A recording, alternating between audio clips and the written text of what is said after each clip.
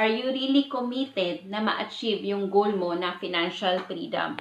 Today, pag-uusapan natin 8 question na itatanong mo sa sarili mo if you want to be financially free.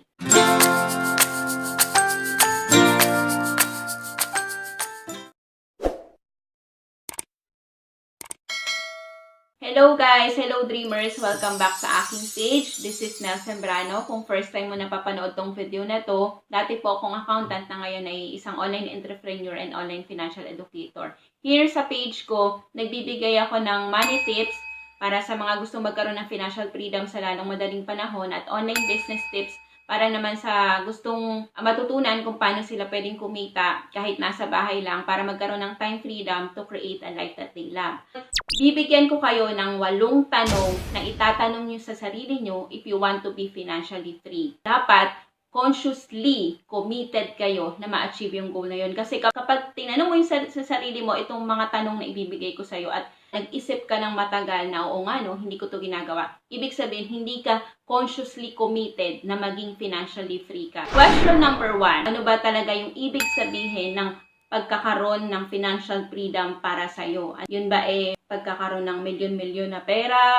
Kailangan maging clear ka kung ano ba ibig sabihin sa'yo ng financial freedom. Yun ba yung hindi mo na inaalala yung mga expenses mo after mo mag-retire? Yun ba yung time na magagawa mo na yung mga gusto mong gawin? Yun ba yung time na marami ka ng oras para sa family mo? Yun ba yung time na wala ka ng utang? Yun ba yung time na secure ka na, meron ka ng savings, hindi mo na iisipin pa kung saan kukunin yung mga pangbayad ng mga bills? You have to know the real meaning or true meaning of financial freedom. At magkakaiba po tayo ng ibig sabihin ng financial freedom. Dapat alam mo kung ano yung definition ng financially free para sa'yo. And once na naging malinaw sa'yo, madali mo nang ma-achieve yung financial freedom. Kasi, di ba, ang hirap naman na pumunta ka sa isang lugar nang hindi mo alam kung saan ka pupunta. Kailangan alam mo kung ano yung goal mo. Hindi lang siya pagkakaroon ng maraming pera. So, financial freedom, mas malalim pa yung ibig sabihin nun. So, may iba't iba tayong definition. So, ikaw na yung makakasagot niyan. Question number 2 is, ito yung pwedeng magugulat kayo or pwedeng di kayo mag-a-agree sa question na to is, do you put yourself first? If you want to be financially free, inuuna mo ba yung sarili mo? Alam ko, huwag ka muna mag-react. Alam ko na dito sa Pilipinas, mga Pinoy, ang kultura natin na pag inuna mo yung sarili mo, kapag inuna mo yung desire mo or dream mo, sasabihin sa'yo, selfish ka. Sasabihin sa'yo, makasarili ka. If you want to be financially free, dapat you put yourself first. Bakit? Kasi nga, di ba, if you love yourself first, if you pay yourself first, mas marami kang maibibigay sa iba. Ang nangyayari kasi sa mga Pinoy, inuuna nila yung iba, tapos sila, hinuhuli nila. Katulad nga, di ba, pag sasakay ka sa eroplano, sinasabi doon, nire-remind doon na kapag mangyari, di ba, kailangan unahin mo muna lagyan ng mask yung sarili mo bago mo lagyan ng mask yung kasama mong bata or kasama mo sa sa flight. So, kailangan unahin mo muna yung sarili mo kasi kapag inuna mo yung sarili mo, mas matutulungan mo yung iba. Question number 3. Ito, nasabi ko na kanina. Do you pay yourself first? Ito, maraming mga filosopo na mga nagko-comment sa video ko about it. Yung pay yourself first is yung sikreto ng mga mayayaman, which is true. Kasi if you learn to pay yourself first, nag-ipon ka, bayaran mo muna sarili mo. Ibig sabihin kasi noon, ikaw yung nagtatrabaho 8 hours ka nagtatrabaho.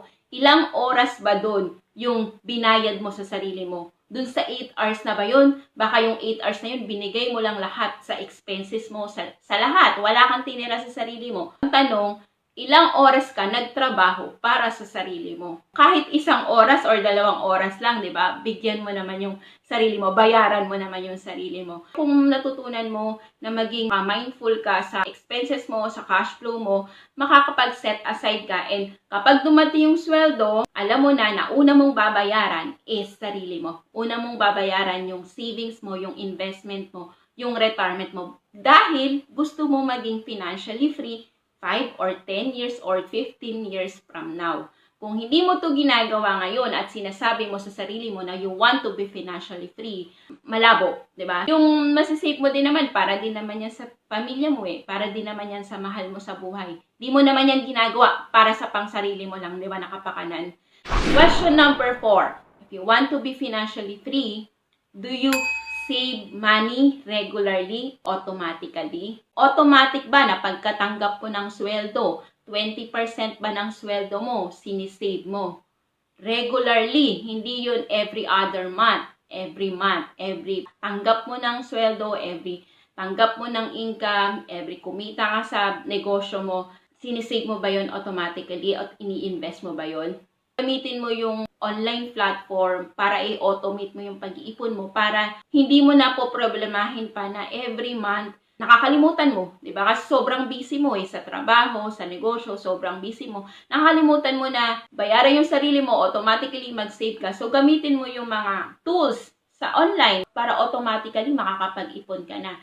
And if you do that regularly, imposible, di ba? Imposible na hindi mo ma-achieve yung goal mo ng financial freedom. Question number 5. Are your money working for you now?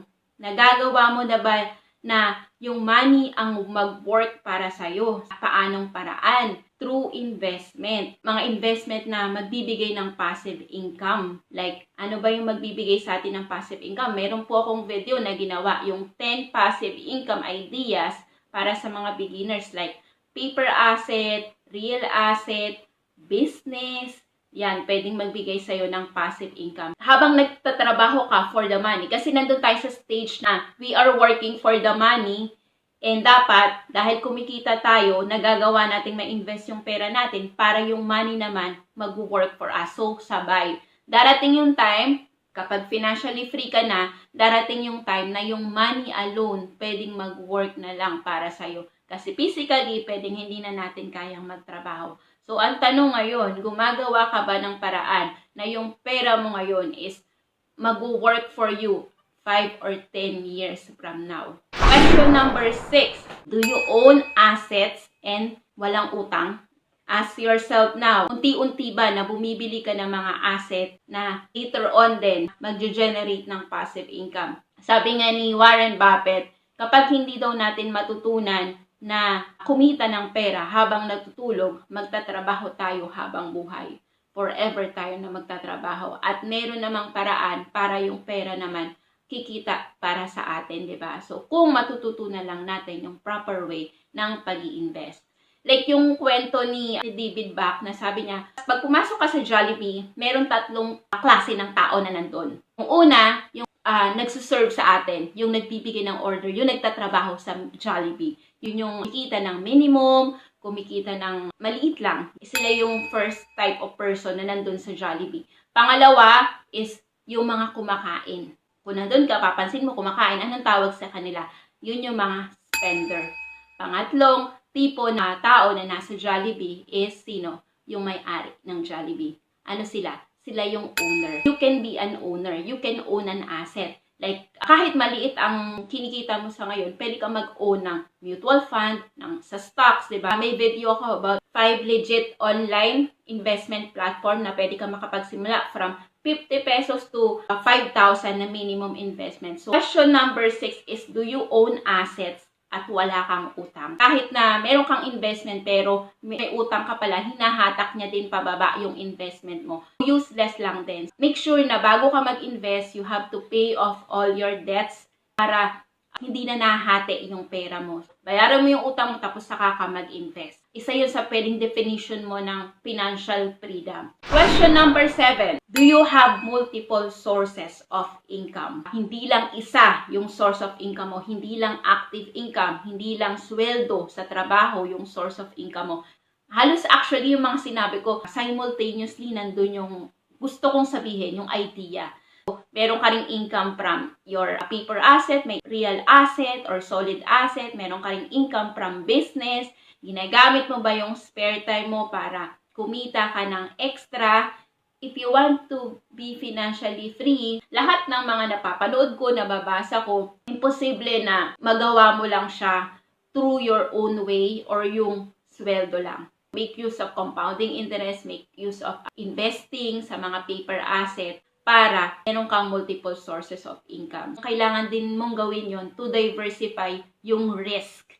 Kasi alam naman natin na ang investment, pwede yung mas mababa sa ina-expect natin, pwede rin mas mataas.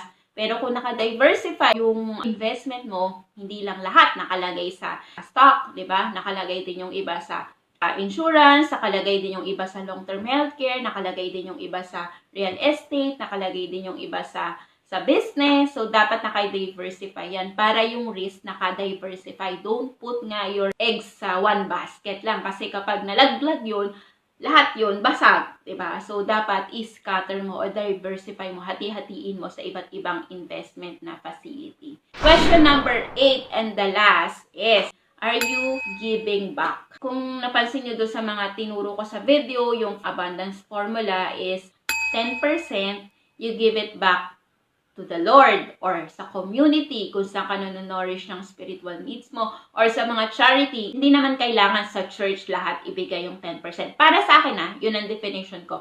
Pwede mo yan ibigay sa mga less fortunate people, sa charity, sa community kung saan ka nanonourish ng spiritual needs mo, or kung sino yung sa tingin mo mas kailanganin ng pera na 10% which is yung tithes mo. 10% of your income, you give it back sa ibang tao na mas matutulungan nun. The more na nagbibigay ka, hindi lang din sa pera pwede rin naman talent mo, skills mo, knowledge mo, pwede mo rin yung ibigay. Hindi lang siya kailangan material na bagay yung ibigay natin. So, kahit anong form, kung nagbabalik ka, binibigay mo siya sa ibang tao, tumutulong ka sa ibang tao, imposible na hindi mo rin ma-achieve yung financial freedom kasi merong ibang tao na magbabalik sa'yo. Ibang tao, pwedeng universe, diba? Si God, yung magbibigay sa'yo nung naibigay mo, nung naibahagi mo. Merong magbabayad sa'yo. Hindi mo lang alam kung saan manggagaling, pero meron niyang babalik sa'yo. So, eto yung 8 question na tinatanong mo dapat sa sarili mo if you want to be financially free. Question number 1, ano ang ibig sabihin sa'yo ng financial freedom? Question number 2, do you put yourself first? Hindi yun pagiging selfish. Self-love yun. Question number 3, do you pay yourself first? Question number 4, do you save money regularly, consistently, hindi lang isang beses, hindi lang kapag may 13-month pay, hindi lang kapag may bonus. Regularly. Kahit maliit lang yan, pero kung regular ka na nag-iipon at regular ka na nag-i-invest, magko-compound din yan. Question number 5, is your money working for you? Question number 6 is, do you own assets and no debts? Question number 7, do you have multiple sources of income? Or umaasa ka lang sa isang source of income? Question number 8, are you giving back? Halos lahat ng mga successful, di ba? Parang 90% ng kinikita nila, binibigay na nila sa charity. Pwede ka naman mag-desire ng malaking kita, pero hindi naman ibig sabihin ng malaking kita na yon. Masyado kang ambitious, di ba? Pwede namang yung 90% ton, i-tithes mo, 10% lang sa'yo. Warren Buffett, ganun din. Diba? More than nasa 10% or alam ko 90% tina-tithes niya na or binibigay niya sa mga charity. And then 10% na yung kinikip niya kasi sobrang laki na ng income niya. 8 question na you have to ask yourself, upuan mo, isipin mong mabuti, pagmuni-munihan mo. So kapag nasagot mo na itong mga question na to, take action. Dapat maging committed ka na ma-achieve mo yung goal mo na maging financially free. Kahit man, gano'n man katagal yan, 10 to 20 years from now. Hindi naman siguro tayo nandito sa mundo para lang live a magic core life.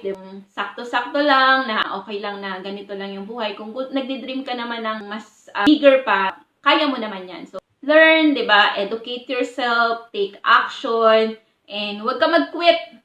Kung dumating yung time na medyo may hirapan ka para ma-achieve yun, ulitin mo lang ulit, learn again, educate yourself, take action, and never quit. Ask yourself this 8 question and then plano ka para ngayon 2020, mapalapit ka dun sa goal mo na financial freedom.